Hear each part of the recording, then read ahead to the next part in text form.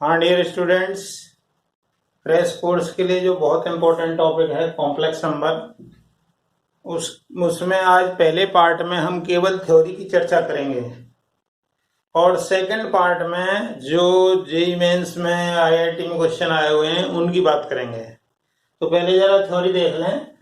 तो बेसिक जो थ्योरी है उसको तो सभी जानते हैं। हमें पता है कि जेड होता है एक्स प्लस आई वाई, और इसको क्रमित युग्म में लिखें या ऑर्डर्ड पेयर में लिखें तो ये x, y लिखते हैं। तो कोई भी कॉम्प्लेक्स नंबर होता है वो रियल और इमेजिनरी दोनों का कॉम्बिनेशन या एडिशन होता है। यदि हम x की बात करें तो x है रियल पार्ट ऑफ z, इसी तरीके से y है इमेजिनरी पार्ट ऑफ z। यदि आपका x जीरो हो जाए तो प्योरली इमेजिनरी यानी विशुद्ध काल्पनिक हो जाएगा, और यदि y जीरो हो जाए तो प्योरली रियल हो जाएगा, मतलब विशुद्ध वास्तविक हो जाएगा ये। ठीक है। अब जरा हम इसकी बात करें। हमें पता है कि i होता है √-1, तो स्क्वायर कर दें तो i स्क्वायर होगा -1। इसको हम लिख सकते हैं i into I equal to -1। तो एक i को इधर भेज दें तो ये आ गया, यानी i की वैल्यू होगी -1/i, या 1/i की वैल्यू होगी -i। अब जरा बात करें हम आयोटा क्यूब की। तो आयोटा क्यूब की बात करें तो आयोटा क्यूब को हम ब्रेक करेंगे, आयोटा स्क्वायर इंटू आयोटा, ये होता है -1 इंटू आयोटा, तो माइनस आयोटा है। आयोटा की पावर 4, तो iota square into iota square यानी 1 आ गया। आयोटा की पावर 5, तो 4 से ज्यादा पावर होगी तो उसको 4 में ही ब्रेक करेंगे, तो आयोटा की पावर 4 इंटू आयोटा, ये 1 होता है इंटू आयोटा, तो आयोटा आ गया। इसी प्रकार से आयोटा की पावर 6 हो, आयोटा की पावर 7 हो, जो भी हो, मान लो आयोटा की पावर 10 है तो उसको आयोटा की पावर 4 का whole square into iota square लिख देंगे। ये हो गया 1 और ये होगा -1, तो -1 आ गया। इसी तरीके से आयोटा की पावर 100 हो तो आयोटा की पावर 4 की पावर 25 यानी 1 आ जाएगा। तो कहने का मतलब ये हुआ कि आयोटा की पावर 4n यदि है तो उसकी वैल्यू 1 ही होगी। और देखें जरा, जो i हमारे 4 लगातार क्रम वाले होते हैं, जैसे i है, i स्क्वायर है, i क्यूब है, आयोटा की पावर 4 है, इन चारों का सम 0 आएगा। मान लो आपसे कोई कहे कि i square, i cube, i4, i5, i6, i7, i8 इसी तरीके से जा रहा है। मान लीजिए i101 पे जाके रुक रहा है, तो हमें पता है कि 4 के पेयर 0 होते जाएंगे, तो इसकी वैल्यू 0, आगे के 4 की वैल्यू फिर 0। इसी तरीके से पेयर बनेंगे तो केवल और केवल आयोटा की पावर 101 बचेगा। इसको हम ब्रेक कर लेंगे, इसकी पावर 25 इंटू आयोटा, तो ये आयोटा आ जाएगा। अब जरा थोड़ा आगे चलें तो थोड़ा आगे चलेंगे तो हमें पता है कि 1 plus iota upon 1 minus iota, तो इसका यदि हम परमीकरण कर दें, मतलब 1 प्लस आई का ऊपर नीचे गुणा कर दें और नीचे आएगा 2, तो इसको हल करोगे तो आयोटा आएगा, यानी 1 plus iota upon 1 minus iota की वैल्यू आयोटा आएगी, यानी 1 प्लस आयोटा आपका आयोटा इंटू 1 माइनस आयोटा होगा। इसी प्रकार से सिमिलरली यदि हम बात करें, इसको उल्टा कर दें तो 1 minus iota upon 1 plus iota की वैल्यू माइनस आयोटा आएगी, मतलब 1 माइनस आयोटा की value minus iota 1 plus iota के इक्वल होगी।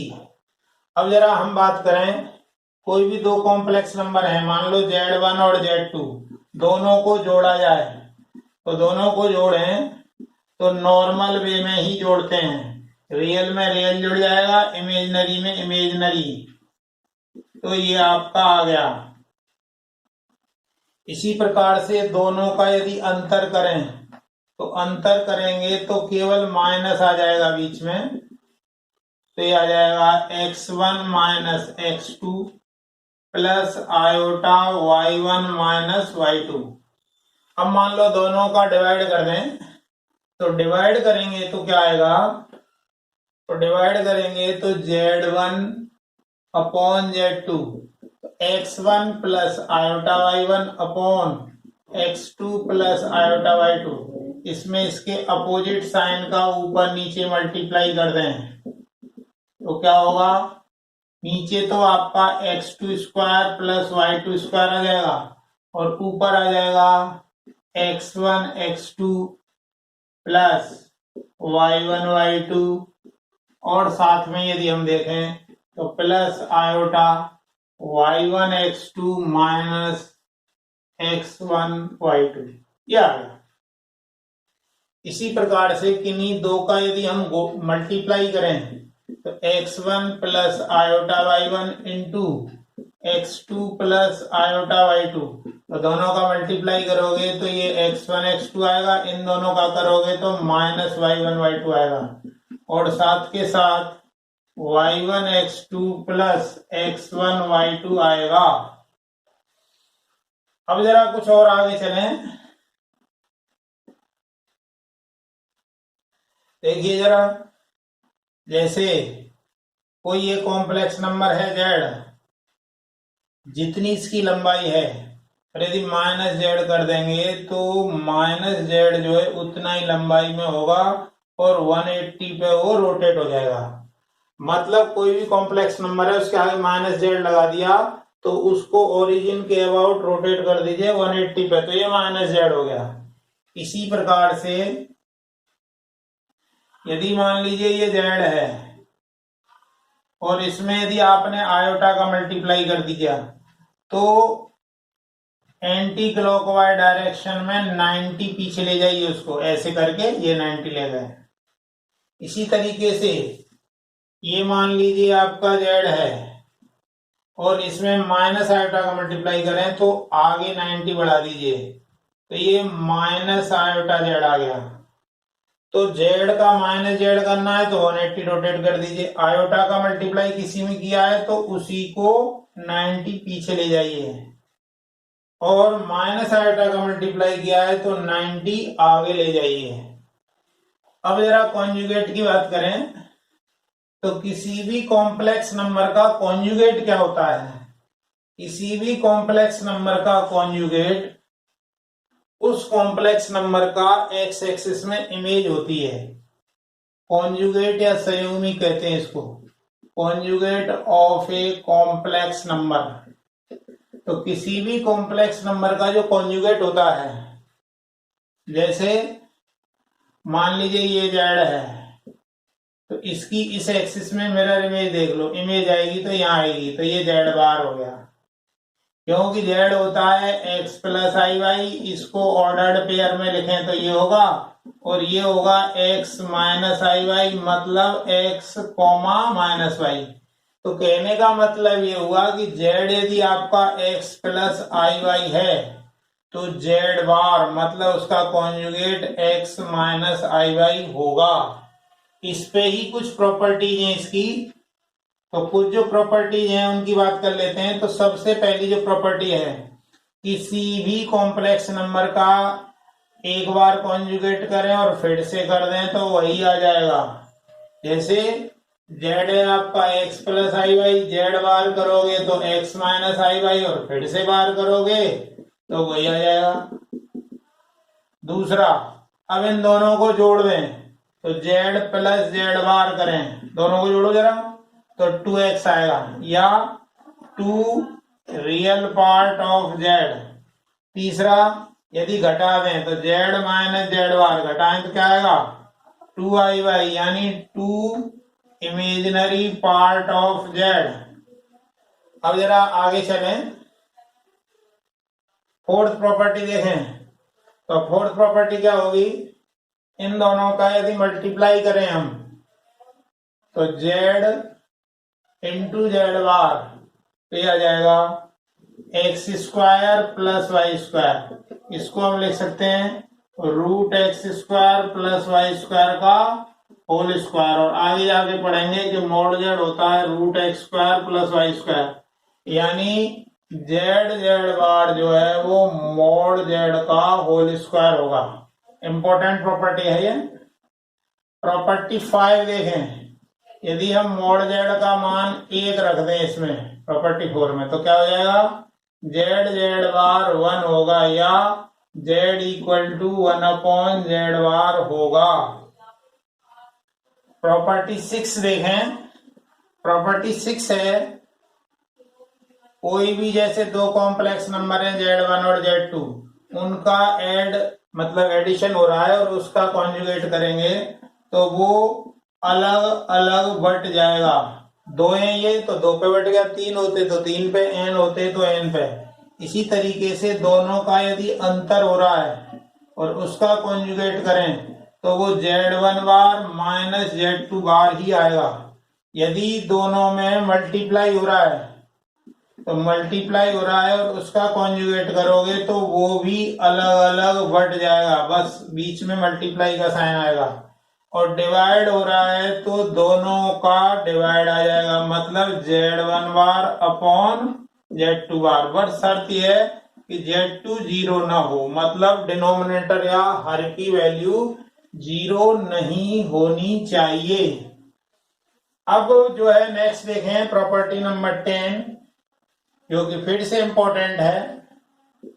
If f z equal to z1 है तो इधर का यदि आप कॉन्जुगेट करोगे तो उधर का भी कॉन्जुगेट आएगा। ये बहुत इंपॉर्टेंट प्रॉपर्टी है, इस पे क्वेश्चन भी आ चुका है एक बार। तो यदि किसी भी कॉम्प्लेक्स नंबर में लेफ्ट साइड का यदि कॉन्जुगेट करोगे तो राइट साइड का ऑटोमेटिकली हो जाएगा। हाँ, अब यदि देखें कि z प्लस जेड बार 0 हो तो क्या होगा। अभी सबसे पहले हमने बताया था z प्लस जेड बार होता है 2x, तो 2x 0 हो मतलब x 0 हो गया, तो 0 हो गया मतलब क्या हो गया, z इज प्योरली इमेजिनरी, मतलब उसमें x नहीं होगा, मतलब रियल पार्ट नहीं होगा, तो वो कैसा होगा, काल्पनिक होगा। और z माइनस जेड बार 0 हो तो z माइनस जेड बार था 2i इक्वल टू 0, y जब उसमें नहीं होगा तो z जो है वो प्योरली रियल होगा, मतलब विशुद्ध वास्तविक होगा। तो ये 12 प्रॉपर्टीज हैं इसकी। अब जरा आगे की बात करें तो आगे बात करते हैं argument of a complex number. किसी भी कॉम्प्लेक्स नंबर का आर्ग्यूमेंट क्या होता है, आर्ग्यूमेंट भी बोलते हैं इसको, एम्पलीट्यूड भी बोलते हैं। आर्ग्यूमेंट या एम्पलीट्यूड एक ही बात है, तो समझ लें जरा। कोई ये कॉम्प्लेक्स नंबर है जेड, इसको ओरिजिन या पोल से मिला दिया हमने, तो ये जो पॉजिटिव रियल एक्सिस है इसके साथ जो एंगल होता है वो आर्ग्यूमेंट या एम्पलीट्यूड होता है। तो जब जेड ये आपका x प्लस आई वाई है, मतलब ये दूरी x है और ये दूरी है y, तो यदि यहाँ पे भी हम देखें तो टेन थीटा आएगा आपका y अपॉन x, तो थीटा आ जाएगा ten inverse mod y by x। Mod इसलिए लगाया है कि फर्स्ट क्वाड्रेंट में x और y पॉजिटिव है तो पॉजिटिव ही रहेगा, तो पॉजिटिव के सामने मॉड लगाने से कोई फर्क भी नहीं पड़ रहा है। अब यदि आपका कोई कॉम्प्लेक्स नंबर यदि सेकंड क्वाड्रेंट में आ जाता है इधर, तो देखिए इधर जो एंगल ऊपर पॉजिटिव ले रहे थे तो अब हम नेगेटिव लेंगे, तो नेगेटिव लेंगे तो मतलब इसका जो आर्ग्यूमेंट है या एम्पलीट्यूड है, आर्ग्यूमेंट ऑफ जो जेड होगा वो माइनस थीटा होगा, मतलब minus tan inverse mod Y by x होगा। और देखें जरा, अब मान लीजिए कोई कॉम्प्लेक्स नंबर यहां आ गया, तो यहां आ गया तो अब फॉर्मूले से तो इतना ही निकलेगा, लेकिन आर्ग्यूमेंट है आपका ये। आर्ग्यूमेंट क्या होता है? किसी भी कॉम्प्लेक्स नंबर को पोल से ज्वाइन करने वाली लाइन पॉजिटिव रियल एक्सिस के साथ कितना बना रही है एंगल, और ये जो थीटा होता है वो ज्यादा से ज्यादा पाई हो सकता है और कम से कम माइनस पाई ओपन में है। तो यानी अब आपको ये एंगल निकालना है, ये सेकंड इधर आ गए आप सेकंड में, तो ये एंगल निकालना है, तो ये तो फॉर्मूले से आ जाएगा और 180 में से कम कर देंगे तो इसका हो जाएगा pi minus tan inverse mod Y by x, ये आ गया। यदि आप थर्ड में आ जाएं, थर्ड क्वाड्रेंट में, तो थर्ड में देखिए ऐसे तो आ नहीं सकते क्योंकि 180 से पार चला जाएगा, तो ऐसे आना पड़ेगा, और उल्टी दिशा में है तो माइनस आगे लगेगा, तो minus pi minus tan inverse mod Y by x. इस तरीके से आप चारों क्वाड्रेंट में एम्पलीट्यूड या आर्ग्यूमेंट निकाल सकते हैं। देखें जरा, यदि आपका फर्स्ट क्वाड्रेंट में है, फर्स्ट क्वाड्रेंट में है, तो आर्ग्यूमेंट ऑफ जेड जो आएगा वो होगा tan inverse mod Y by x. यदि आप सेकंड क्वाड्रेंट में हो, तो सेकंड में ही आ गए, तो आर्ग्यूमेंट ऑफ जेड जो होगा वो होगा pi minus tan inverse mod Y by x. और यदि आप थर्ड में हो, थर्ड क्वाड्रेंट में हो, तो आर्ग्यूमेंट ऑफ जेड जो होगा वो होगा minus pi plus tan inverse mod Y by x. और यदि आप फोर्थ क्वाड्रेंट में हो, फोर्थ क्वाड्रेंट में हो, तो आर्ग्यूमेंट ऑफ जेड जो होगा वो होगा minus tan inverse mod Y by x. ये चारों क्वाड्रेंट के हिसाब से फॉर्मूले हैं, उनको याद नहीं करना है, समझना है। अच्छा, अब देखिए, मान लीजिए कोई वैल्यू यहाँ हो पॉजिटिव रियल एक्सिस पे, इसका इसके साथ एंगल 0 हो गया। यहाँ पर हो तो ये एंगल पूरा पाई हो गया, और यहाँ हो तो पाई बाई 2 हो गया, और यहाँ हो तो माइनस पाई बाई 2 हो गया। यानी चार परिस्थितियां और हैं। यदि पॉजिटिव रियल एक्सिस पर है, पॉजिटिव रियल एक्सिस पर है जेड, तो आर्ग्यूमेंट या थीटा उसका 0 होगा। यदि नेगेटिव रियल एक्सिस पर है, नेगेटिव रियल एक्सिस पर है, तो थीटा उसका पाई होगा। यदि पॉजिटिव इमेजिनरी एक्सिस पर है, तो थीटा पाई बाई 2 होगा, और नेगेटिव इमेजिनरी एक्सिस पर है तो थीटा माइनस पाई बाई 2 होगा। बस यही 8 तरीके हैं, इस 8 के अलावा और कोई तरीका नहीं है जिससे आप आर्ग्यूमेंट या एम्पलीट्यूड निकाल पाए। बस ये याद कर लीजिए, आपका एम्पलीट्यूड आर्ग्यूमेंट की कोई प्रॉब्लम नहीं रहेगी। देखें जरा, मान लीजिए जेड है आपका -1 प्लस आयोटा, तो ये कौन सा क्वाड्रेंट है? थर्ड क्वाड्रेंट है। तो थर्ड क्वाड्रेंट के हिसाब से आपका आर्ग्यूमेंट ऑफ जेड क्या आएगा? थर्ड क्वाड्रेंट में क्या होता है? Minus pi plus tan inverse mod Y by X. तो minus pi plus tan inverse, दोनों ये 1 है, 1 तो ये मॉड की वजह से 1 आ गया, तो minus pi plus pi by 4, मतलब माइनस 3 पाई बाई 4 आ गया। तो इसी तरीके से आप किसी का भी आर्ग्यूमेंट निकाल सकते हैं। अब कुछ प्रॉपर्टीज होती हैं आर्ग्यूमेंट की। प्रॉपर्टीज बिल्कुल लॉग जैसी होती हैं। तो argument of Z1 into Z2, तो argument of Z1 plus argument of Z2 plus 2k पाई, ये इसलिए ऐड कर देते हैं कि बाय द वे ये जो है हमारा उस वैल्यू माइनस पाई और पाई से बाहर चला जाए तो इसको ऐड करते हैं। तो k की वैल्यू हम लेते हैं -1, 0 और 1। इसी तरीके से यदि आप डिवाइड कर रहे हैं तो माइनस आ जाएगा। तो argument of Z1 minus argument of Z2। इसी तरीके से यदि पावर है तो आर्ग्यूमेंट ऑफ Z की पावर n जो होगा वो n आर्ग्यूमेंट ऑफ Z होगा। इसी तरीके से और जरा आगे चलें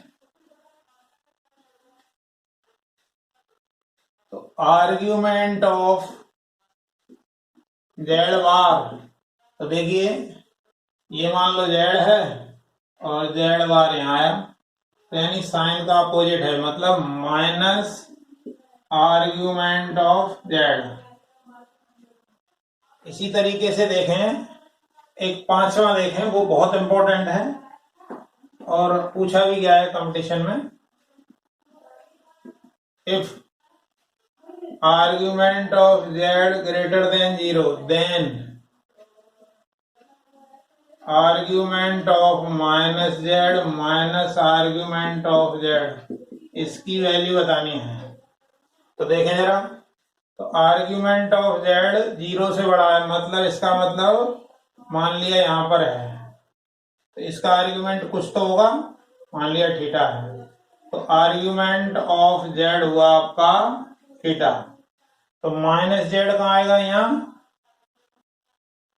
अब इसका आर्ग्यूमेंट ऐसे तो नाप नहीं सकते, 180 से ज्यादा चला जाएगा, तो ऐसे आएगा। तो ऐसे कितना आएगा, ये थीटा है तो ये भी थीटा होगा, तो ये पाई माइनस थीटा होगा, लेकिन अपोजिट डायरेक्शन में मेजर कर रहे हैं इसलिए माइनस पाई माइनस थीटा होगा। तो आर्ग्यूमेंट ऑफ माइनस Z जो आया वो आया minus pi plus theta.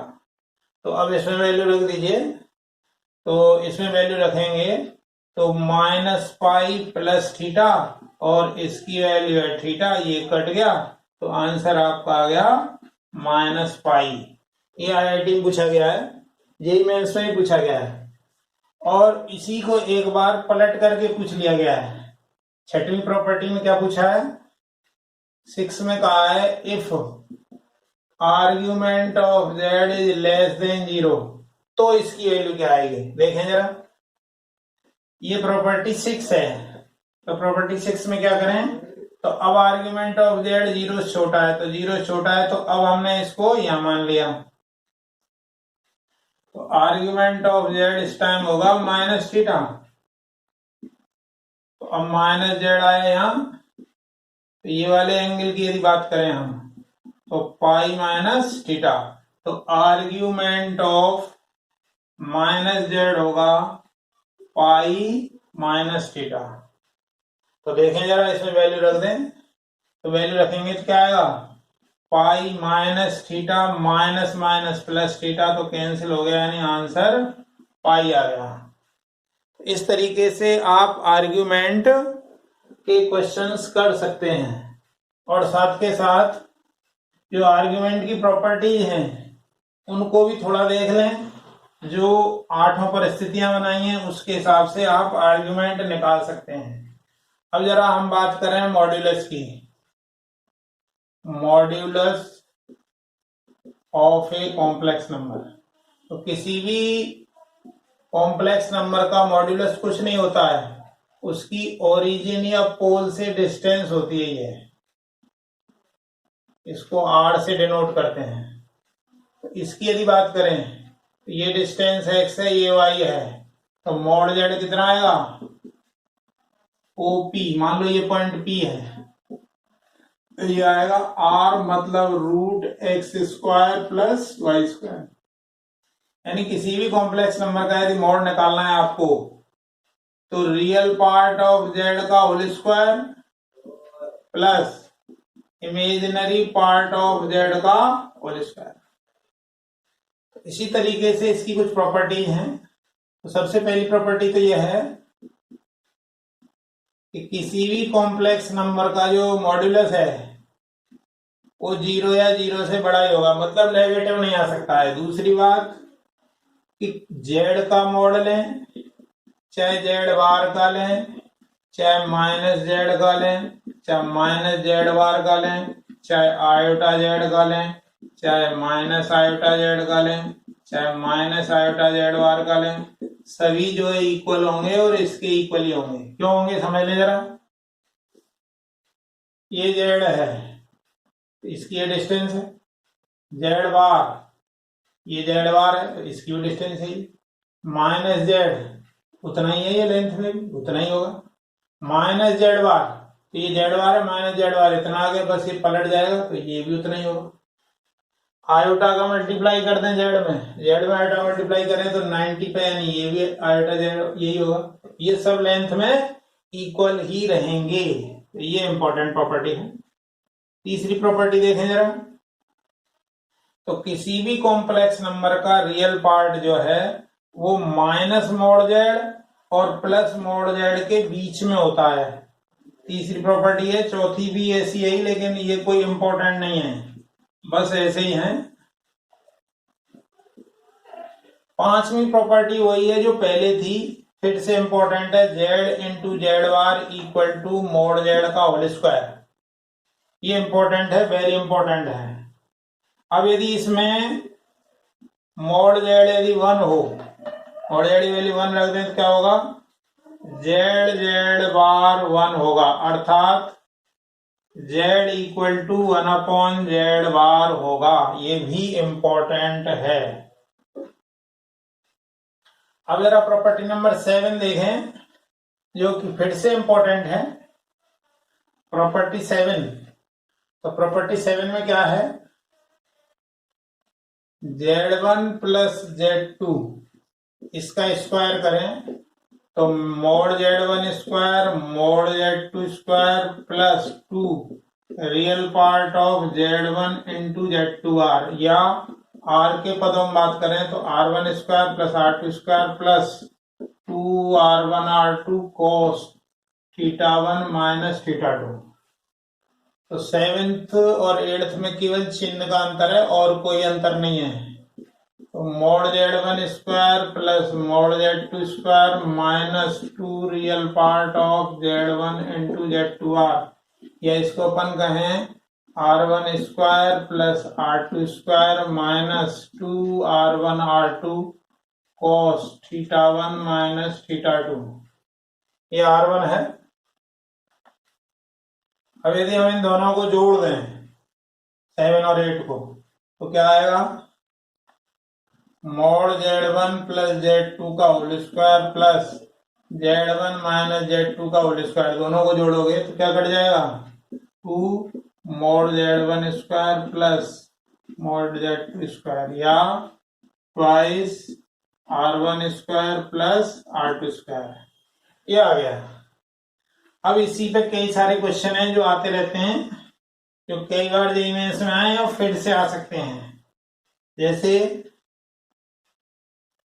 If mod Z1 plus Z2 equal to mod Z1 minus Z2, then θ1 minus θ2 कितना आएगा।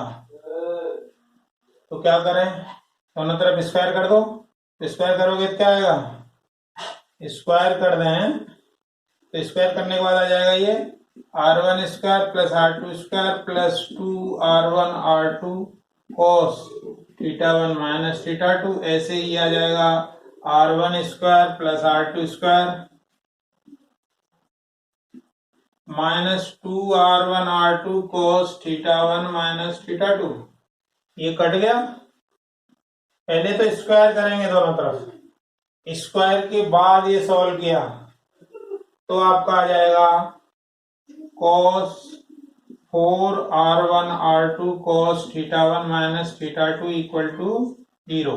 तो 0 कब आएगा, जब cos ये 90 हो, यानी θ1 माइनस θ2 की वैल्यू क्या हो, π/2। तो आपसे यही पूछा गया था।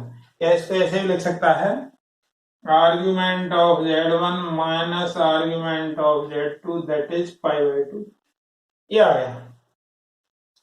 और क्या रिजल्ट हो सकता है, मान लीजिए उन्होंने ऐसे कहा, इफ Z1 प्लस Z2 का whole square equal to mod Z1 square plus mod Z2 square, then θ1 minus θ2 निकालिए आप, तो क्या करोगे इसको, ये आया r1 स्क्वायर, ये r2 square, 2r1 r2 cos θ1 minus θ2 equal to r1 square plus r2 square, ये दोनों कट गए तो क्या आ गया, वापस वही आ गया, मतलब θ1 माइनस θ2 π/2 फिर से आ गया। और देखें जरा, जो जनरली आते हैं एग्जाम में उन्हीं की बात कर रहे हैं अपन।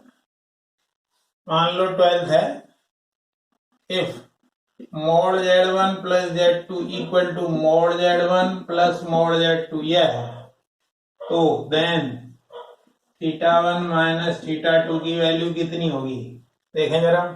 तो स्क्वायर कर दो दोनों तरफ, तो r1 square r2 square 2r1 r2 cos θ1 minus θ2।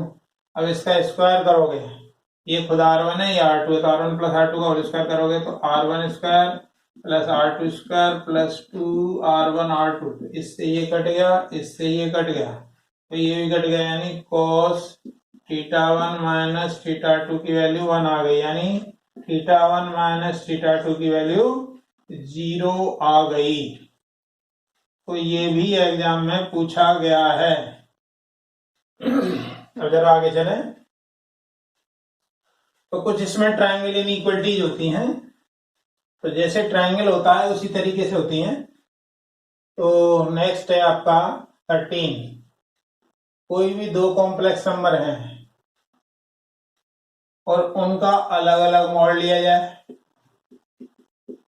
उन दोनों को जोड़ के मॉड लिया जाए और अलग अलग लिया जाए, तो यही भारी पड़ेगा।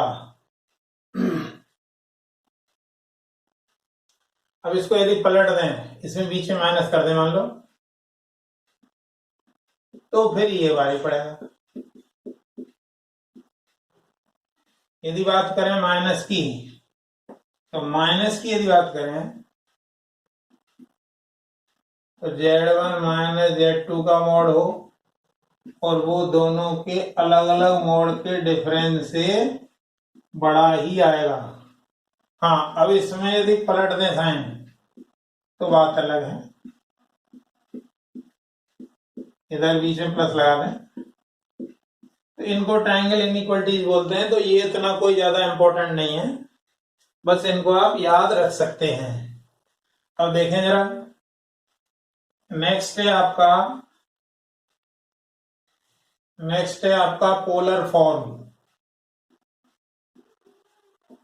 पोलर फॉर्म क्या होता है, z बराबर x प्लस आई वाई। अब इसको हमने लिख दिया r cos theta plus iota sine theta, मतलब r और थीटा के टर्म्स में लिखना ही पोलर फॉर्म है। तो ये पोलर फॉर्म है।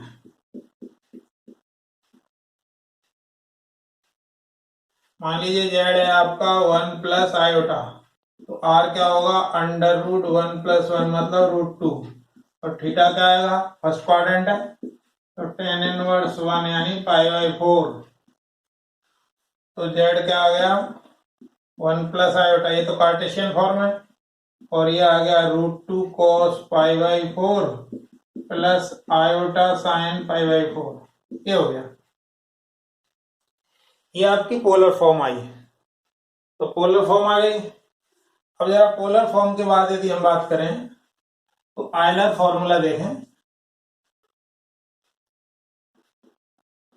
आयलर फॉर्मूला क्या होता है, e की पावर आयोटा थीटा जो होता है वो होता है cos theta plus iota sine theta, और e की पावर माइनस आयोटा थीटा होता है cos theta minus iota sine theta. बस केवल ये फॉर्मूले याद रखने हैं। फिर हम बात करें डे मोइवर थ्योरम की। डे मोइवर थ्योरम क्या होती है, डे मोइवर थ्योरम ये कहती है कि cos theta plus iota sine theta है और उसकी पावर कोई n है और n बिलोंग्स टू इंटीजर, पूर्णांक है मान लो, तो इस n का आप डायरेक्ट गुणा कर सकते हैं एंगल में। इसी तरीके से cos theta minus iota sine theta, यानी बीच में माइनस लगा है तो माइनस आ जाएगा और कोई फर्क नहीं पड़ेगा।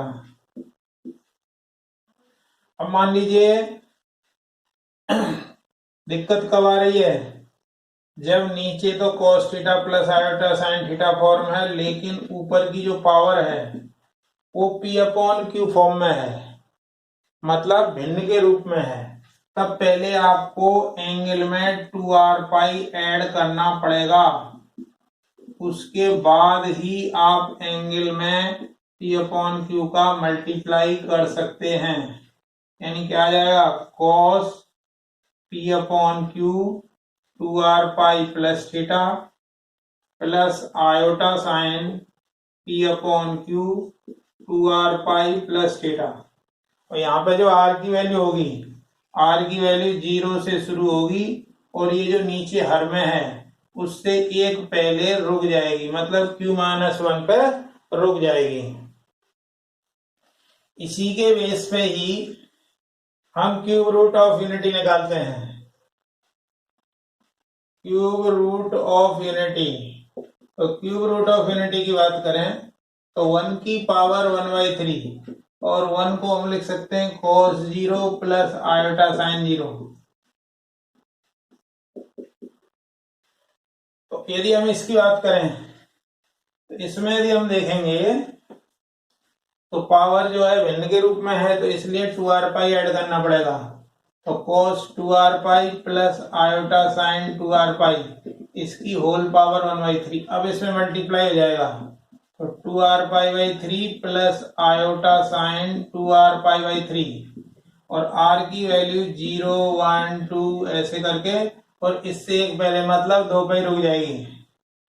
तो r की वैल्यू 0 रखिए जरा, r की वैल्यू इसमें 0 रख दें तो आएगा ये cos 0 प्लस आयोटा साइन 0, अर्थात 1 वैल्यू आ गई। r की वैल्यू यदि 1 रखें तो cos 2 pi by 3 plus iota sine 2 pi by 3, इसकी वैल्यू आप रखोगे तो minus half plus iota root 3/2। इसी तरह से r की वैल्यू 2 रख दें तो cos 4 pi by 3 plus iota sine 4 pi by 3, इसकी वैल्यू रखोगे तो minus half minus iota root 3/2।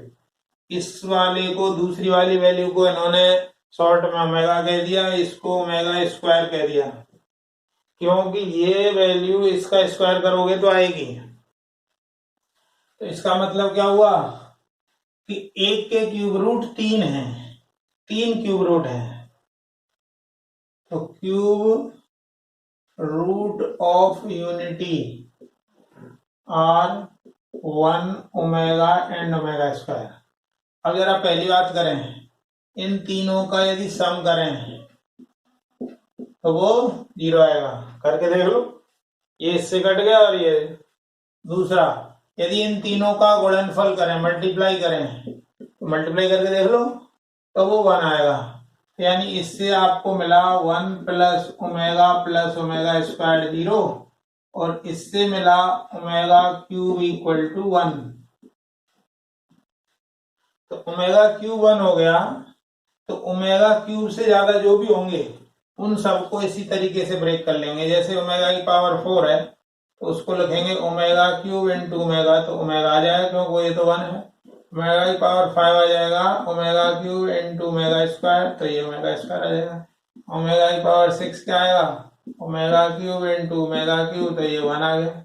Omega की पावर मान लो 100 निकालना हो, ओमेगा क्यूब की पावर 99 इंटू ओमेगा, तो ओमेगा आ गया। तो इसी तरीके से कुछ भी निकाल सकते हैं।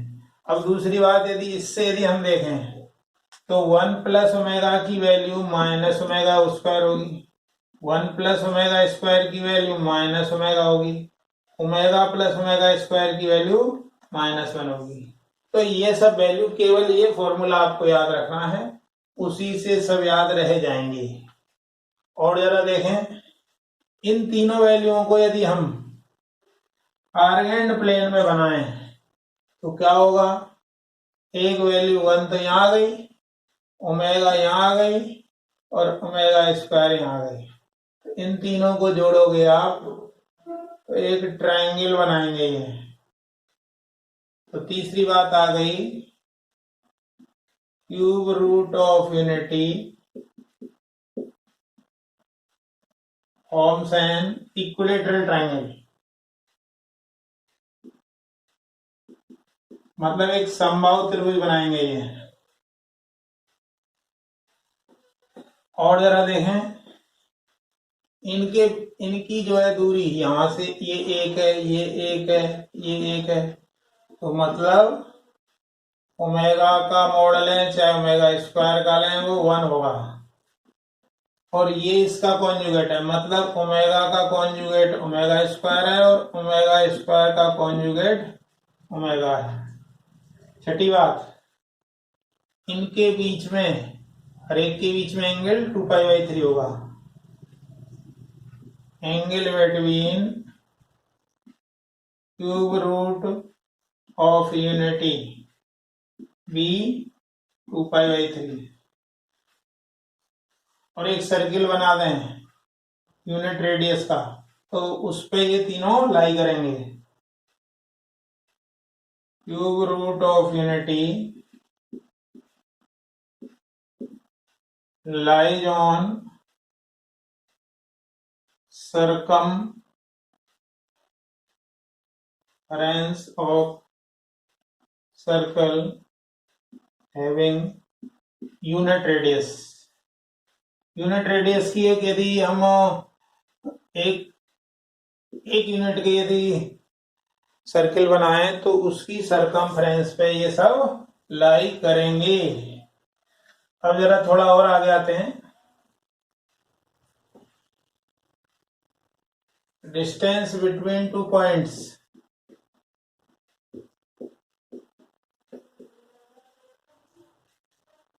टू वर्टिसेस कहिए या पॉइंट्स कहिए। जैसे मान लीजिए ये Z1 है और ये Z2 है, तो दोनों के बीच की दूरी यदि आपको निकालनी है मतलब AB, तो आएगी mod Z1 माइनस Z2। क्यों? जैसे ये ओरिजिन है ये Z है, तो इन दोनों के बीच की डिस्टेंस भी क्या होती है, दोनों का डिफरेंस। तो किन्हीं भी दो वर्टिसेज या दो कॉम्प्लेक्स नंबर के बीच की डिस्टेंस निकालनी है तो उन दोनों का माइनस कर दीजिए और मोड ले लीजिए। अब जरा आगे चलते हैं, लोकस की बात कर लेते हैं कुछ। वेरी इंपॉर्टेंट टॉपिक है ये।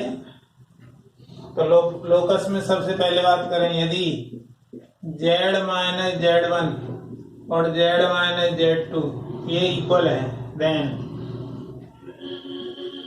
लोकस ऑफ Z मतलब Z का बिंदु पथ क्या होगा, इज ए परपेंडिकुलर बाइसेक्टर।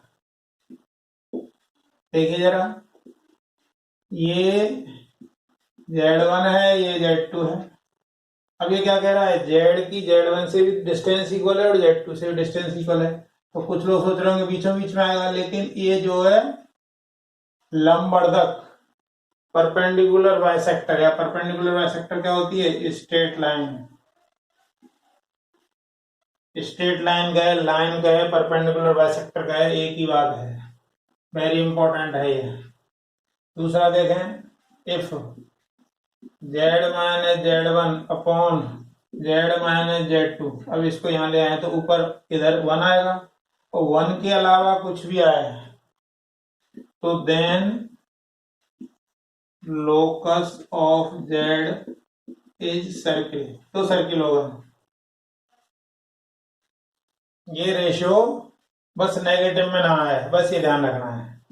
तीसरा देखें, if Z minus Z0 equal to R, Z से Z की डिस्टेंस R है, तो देखो जरा, ये Z0 है और ये कोई Z है और इसके बीच की डिस्टेंस है R, तो लोकस ऑफ Z क्या होगा, देन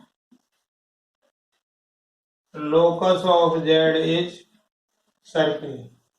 और सर्किल का सेंटर क्या है, सेंटर है Z0 एंड रेडियस R। और देखें जरा,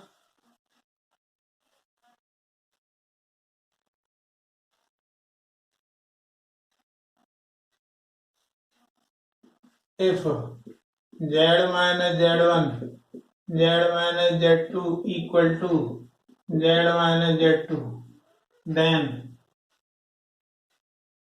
locus of z is straight line। देखिए जरा समझिए, ये z1 है, ये z2 है। अब z मान लो यहाँ कहीं है, तो z से z1 की डिस्टेंस और z से z2 की डिस्टेंस, अब इन दोनों को जोड़ दें और वो इसके बराबर आ रहा है। इसका मतलब z1 और z2 के बीच में जो लाइन आएगी वो होगी है। तो z का जो बिंदुपथ होगा, a और b को जोड़ने वाली लाइन, जो अंदर लाइन होगी वो होगा। पांचवा देखें, if z minus z1 minus z minus z2 equal to यह है, तो क्या होगा? अब देखो अंतर हो गया, ये z1 है, ये z2 है। अब z कहीं यहाँ है मान लो, तो z से z1 की डिस्टेंस, या z मान लो इधर है, z किधर भी हो सकता है, तो z से z1 की डिस्टेंस ये हो गई, ये वाली, और ये हो गई, तो दोनों का अंतर किया तो इतना ही आया। इसका मतलब क्या होगा? अब जो लाइन आएगी वो बाहर आएगी इन दोनों के, तो आंसर स्ट्रेट लाइन ही होगा पर ये बाहर होगा। तो then locus of z is straight line. और भी होते हैं लेकिन जो इंपॉर्टेंट है एग्जाम में आते हैं वो यही है। अब एक इसका लास्ट टॉपिक जो है वो है रोटेशन।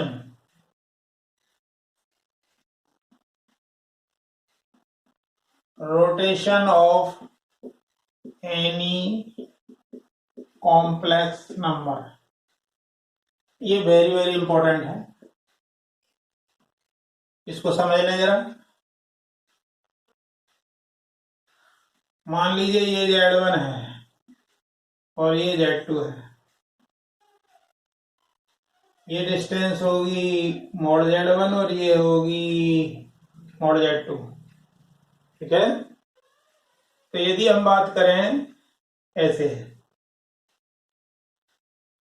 तो यहां पे यदि हम लिखें तो z1 होगा मोड z1 e की पावर आयोटा θ1, ये θ1 है, और ये मान लिया θ2 है, तो z2 आएगा मोड z2 e की पावर आयोटा θ2।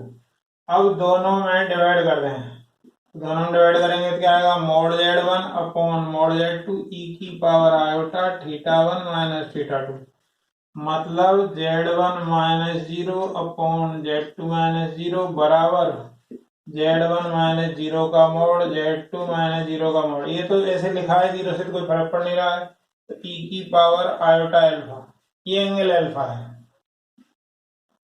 तो बस इसमें ध्यान क्या रखना है वो समझ लें जरा।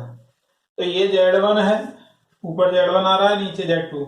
तो अब जरा हम देखें, तो अब ये है और ये ऊपर जो है उसको फिक्स रखना है, तो अब ये ऐसे मूव करके आएगा ऐसे।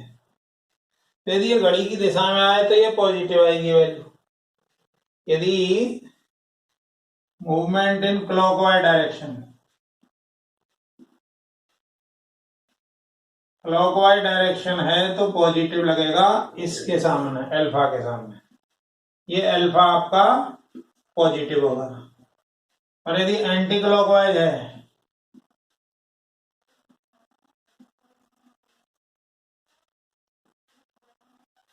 तो अल्फा आपका नेगेटिव होगा। इसका एप्लीकेशन अब जो नेक्स्ट पार्ट लेंगे, सेकंड पार्ट, उसमें हम डिस्कस करेंगे। उसमें जो है आईआईटी के आए हुए क्वेश्चंस कराएंगे, तो पहले इस थ्योरी को अच्छे से पढ़ लें, कल उसके क्वेश्चंस कराएंगे। ठीक है, वीडियो देखने के लिए धन्यवाद। लाइक करें, शेयर करें।